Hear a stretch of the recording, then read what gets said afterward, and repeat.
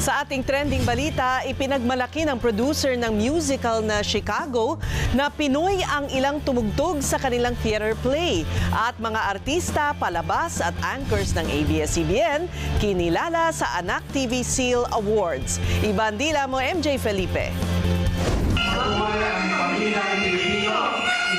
18 sa 24 na awardees ng Anak TV Makabata Awards ang proudly kapamilya.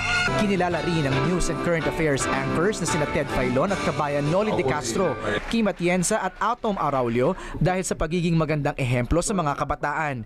Hindi man nakadalo, ginawaran din ng Anak TV Seal Makabata Award sina Boy Abunda at ABS-CBN President and CEO Charo Santos Concho.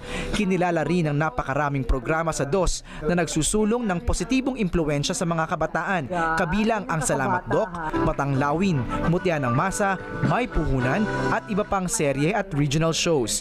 Ang Hall of Famer noong isang taon na si Julius Babaw ang naggawad naman ng parangal sa bagong Hall of Fame awardees na sina Karen Davila at Angel Locsin. Ang feeling ko ay we're doing something right. The fact na ang mga kabataan naiisip kami, they think we're good role models, I take that really very seriously. At nakakataba po ng puso yun.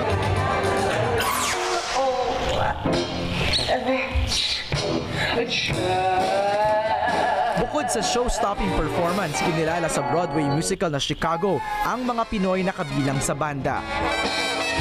There's 11 Filipinos, and I tell you what, they blow you away. They are playing superbly. You'd think they were born to play on Broadway. Spotted naman ang ilang celebrities na nag-enjoy sa palabas. I love Chicago. I've loved the movie. I'm a big fan. Tiyak na mag-i-enjoy naman ang mga bata sa Manila run ng isa pang Broadway musical, ang Beauty and the Beast. Dadalhin ng produksyon ang world-class set design, magagarang costumes at award-winning Broadway actors. Mapapanood ang Beauty and the Beast sa January 2015. MJ Felipe, ABS-CBN News.